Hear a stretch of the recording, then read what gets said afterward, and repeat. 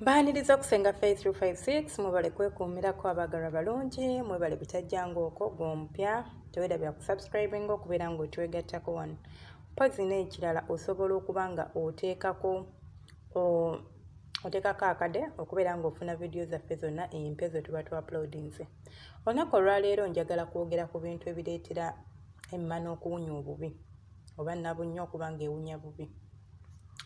Nino abaana bembadde nzija njogerako nabo nanga mbasenga nina ekisibu bwekiti naye ngezezaako kitreati nga kigaanye abamu mulowooza ewunya bubi naye nga yempunya yaayo yo ng'emmana eyina akasu akaayo sigambye ng'ojjangamu empale ne weewunyako owulira waliwo akasu akabeeramu naye waliwo akali nnomo naye waliwo ekisu nga nawe kennyini owulira kiwunya ng'ekyennyanja owulira nga byewunya tobitegeera nga naawe kuwunyira bubi. So biki ebiviirako emmana okuba ng'ewunya bubi? Ekisookera ddala ebintu bye tulya. Obadde okimanyi nti bw'olya ennaanansi osobola okikolako experiment oba okyagala. Bw'olya ennaanansi emmana yo eba ewunya nga nnaanansi. Bw'olya ebyennyanja eba ewunya nga byennyanja. Bw'olya apple eba ewunya nga apple. So kino nandigambye nti wandibadde okonshuminga nnyo ebintu ebiwunya obulungi. Yes, osobola okulya ebisigadde mukene ebiki kubanga tolinza ganyi sijja birya naye bw'oba omaze obbirya osobola okulyayo ka apple oluvannyuma. Osobola okunywa ku yogati, osobola okulya ku kanaanansi, osobola okulya ku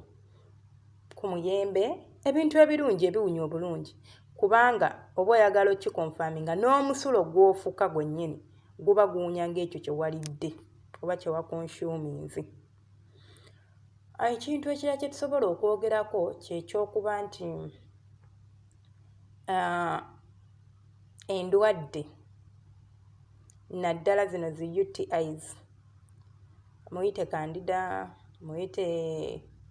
ne STDs osobola omuyita candida omuntu alina syphilis kabootongo omuntu alina gonorrhea ebiseera ebisinga ojja kwesanga nga emmanayo oba nabunyaawo awunya bubi naye ng'ekiso kyo kivudde ku ndwadde zino ze tubeera nazo ne tulagajjala okuzijjanjaba. Bw'oba ogamanjako jjanjaba n'ejjanjabye biganye toteekanga wansi bikola oba don't give up n'ogamba nkooye n'ejjanjabye nkooye tolinza kwejjanjaba n'okoowa mukwano wejjanjabe olabe ng'owona kubanga nabunyaayo kubanga ewunya bubi kintu ekibi gwe kennyini kikumalako self esteem yo gwe kennyini kikuggyako kubeera confident n'otuuka okweyambulira omusajja ng'otya ogenda gamba ajja kumpulira nga mpunya otya ate bw'otya ogenda kwesanga nga ne mu buliri togenda kunyumirwa togenda kufuna mazzi naye nga kivuddemu ekyo kubeera nti you are not confident weetiitiira olw'okuba oba omanye ekizibu kyo. So ekintu kyakiniza okwogerako ekireetera nabunywa okuwunya bwe bukyafu. Muliza okuŋŋamba nti senga naawe olimba kankubuulire ninza newembyogera nga waliwo awulira audio eno naye nga teyeefaako. Waliwo omuntu nga bw'omutunuulira omulaba nti muyonjo naye nga ate teyeefaako ng'ebiza bimulaga alaba nga bimutwalira obudde okusala bimukooya kye kintu kyalagajjalira. Ebiza bino buli bw'obeera nabyo ne bibeerako bingi jjukira oyambala empale n'ofuna ebbugumu kati zino nviiri oziwadde ebbugumu zigenda funa bacteria oyo bacteria ajja kubeeramu nga mungi. Bacteria oyo ajja kuba aleeta obuwuka obujja okuviirako okubanga owunya wansi eyo. Kati gojjukira wano waliwo enviiri oyambala empale n'obikkawo buli lunaku omusana ne gwaka ogenda okuggyamu empale ng'ekibugumu kino eno kyaleese akasu. So muyige okubeera abayonjo muyige okubeera nga bambi musala ebiza. Osobola osanga omuntu nga muyonjo nnyo anaaba buli lunaku naye ng'ekyo kyamulema okukola. Then wabeerawo abaana abawala obutatawaaza. Kino kiri wangi mwe mulowooza nti okutawaaza kiri mu basiraamu bokka. Bannaye mweyigiriza akadomola mweyigiriza okutawaaza. Nnaku zino kati toyi bainstoolingayo butaapu. Bw'oba toyi gy'olina ng'eripiiti ya bweru it's fine teekayo akadomola k'amazzi. Okutawaaza tekitegeeza nti musiraamu buyonjo. Naye gwe just imagine n'ogenda n'okola namba 2 ne weesiimuula n'ovaayo. Jjukira oluusi batini nnyo abamanyi okwesiimuula nga tudda emabega twesiimula tudda mu maaso. oluusi oba obugundi obukyafu obwo ne bugendayokko wano eno jjukira tonaazizaayo wano ekikuyamba nti oba onaazizaayo n'amazzi nti n'oba ofunye obukyafu nga bugenzeeyo ogenda n'abaayo n'amazzi otukule bulungi naye kati oba obukyafu bugenzaawo gogenda situka oyambale empale ogende ekigenda okuviiramu okuba ng'ofuna ekiso ekibi nnyo ogenda okugyamu empale ng'owulira owunya bubi naye ng'obukyafu bwo bwe bwagenzeeyo so mweyigiriza okutawaaza olinza okuba okuze tokikola kubanga omwe temubadde basiraamu obanga you don't take it like something ekyetaagisibwa okukola naye osobola okusalawo okukitandika kati ate n'okyemanyiiza ate n'okikolera ddala ekintu ekyakyo tusobola okwogerako kwe kubeera nga omuntu ayambala empale n'agirwamu oba n'agyambala ennaku 2 mugenda kuŋŋamba tekisoboka naye kisoboka era ne wembyogera waliwo agirimu nga yagibaddemu ennaku 2 kubanga teyanaabye n'atagijjaamu ne luli ne leero n'agisiibamu n'enkya n'agisiibamu ne bw'oba togenda kunaaba gyamu empale make sure empale ogyambala ekinene nnyo zibeere kale 12 hours kyekinene nnyo naye tokkiriza kubeera mu mpale 24 hours abakyala tetulina kusula mu mpale osobola okugula kanayitiko kano ka short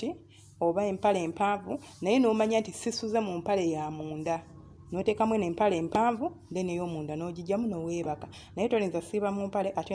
n'osula mu mpale ekibugumu ekyo si kirungi n'ekyako okubeera nga tukozesa empale ezitali za cotton si ffenna tusobola okwafoodinga cotton naye bw'oba nga tokozesa cotton yega obuyonjo empale gyoze gyanikeko mu kasana making sure empale zo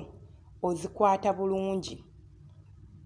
okitegeera bw'oba olina obusobozi twandibadde tukozesa nnyo empale eza cotton kubanga nnungi zituyambako okwewala ekiso ekyo ate n'ekirala zituyambako okubeera nga nabunnya zaffe zibeeramu ebbugumu eddungi eritali liri ebbi erireeta ekisu ekirala kwe kubeera nga muva mu kikolwa ekyekiviirako nabunnya okuwunya obubi nomuva mu kikolwa waliwo ennaaba y'emmana oba eya nabunnya za njawulo omuntu ava mu kikolwa alina ennaaba eyiye n'omuntu atava mu kikolwa alina ennaaba eyiye kubanga ffe ffenna tukimanyi nti wansi eyo weeklinzinga so tekyetaagisa kuteekayo olugalo lwo buli ssaawa mbu kunaabayo naye bw'oba ova mu kikolwa mbadde nkusaba oteekeyo olugalo oggyeyo amazzi ago kuba buli we gabeerayo ne geekuumirayo si malungi gawunya bubi Yesu gajja kuvaayo naye mpola mpola bw'oba oyagala okakasa kyenkugamba nti tegagenda vaayo mulundi gumu leero weebake n'omusajja agakuyiwemu mwezini then itisaawe ennaku 2 oteekeyo olugalo ojja kulaba kyenkugamba so bomba mumaze osobola okweyamba ne weerongoosa bulungi n'onaaba bulungi n'otukula abaana abawala tunaaba oba tutawaaza naye tetumanyi kunaaba bulungi mmana mulimu wano mugundi mu mpataanya z'enfuli ewantu awo waleeta obukyafu waleeta okuwunya nti waliwo omuntu atafuna na budde kuyonjaawo bakunaabawo bw'oba onaaba emmanayo osobola okunaabako bulungi gwe kennyini osobola n'okuyisako engalo ojja kulabako ekko lyenjogerako kitegeera so tawaaza bulungi naawe wennyini making sure nti okiipingawo nga wayonjo osobola ofuna akawero n'obeera ng'oyisaawo oba otawaaza nga ffe bengambye abakozesa amazzi osobola okunaabawo bulungi bw'oti okwata ku nfulizo n'oba ng'asika ojja kulaba ng'ekka eryo livaawo era ojja kubeera ng'onaaba bulungi era ng'akaswako okeewala bana ekiso ekyo kyolaba kirinza okujja ng'ekintu ekitini naye okukigoba okukiggyawo olinza okusiitaana munzikiriza enkome wano eno mbadde bawuliza balungi mbaagala nnyo temujja ng'okomwe bale kwekumira ku Senga Faith abawuliza bange bonna abakadde basubscribers bange I appreciate all your efforts ate gwe omupya toyerayira subscribinga video eno ba audio eno gy'oba ogisanze manye bevudde ku Senga Faith 256 jangu ku YouTube yo genda mu search engine teekamu erinnya lyange ojja kuba otulaba ojja kusubscribinga ojja kuba ofuna ebintu bingi ebibeerayo eyo tubeerayo n'eddagala counseling twogera ku byobulamu eby'omukisenge byonna audio eno eniza okuba gwetekkoledde makulu naye tobeera na ttima sharingako ne munno osanga ate ye alina ekizibu kyatajja kugamba kuba si kyekino ekintu kyoyanguyira okugamba omuntu oba mukwano gwe nti gundi nina ekizibu bwe kiti olaba bbaawe yakulema like owulira nga tosobola kimugamba naye ate mukwano gwo so gimusharingire osanga erinza okumutaasa ekizibu kya batolinga nakyo nga gwe tumanyi omukama abankuumire mbaagala nnyo bantu bange tusisinkana ate mu video enaddako. Gwalina ekizibu kyo kiteeke mu comment section, nja kubanga oba oyagala kwogera nange osobola okunfuna ku 256 +256 70